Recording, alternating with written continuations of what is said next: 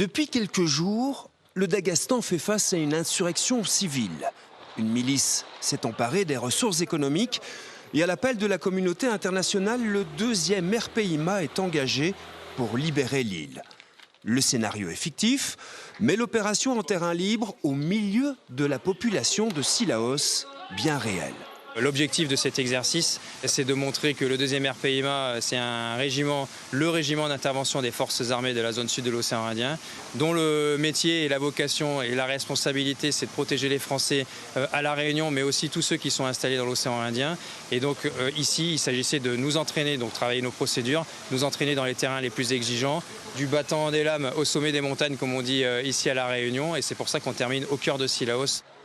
Pour cette opération d'envergure débutée dimanche dernier, plus de 420 militaires, 150 réservistes, un avion et des hélicoptères ont été déployés.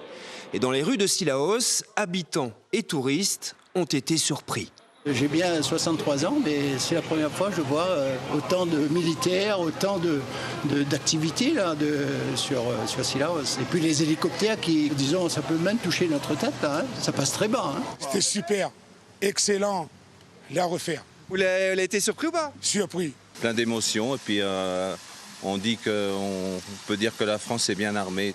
Avec plus de 50 ans d'existence à La Réunion et par ces types d'exercices, le 2e régiment de parachutistes d'infanterie de marine renforce ainsi sa capacité pour des interventions rapides dans la zone.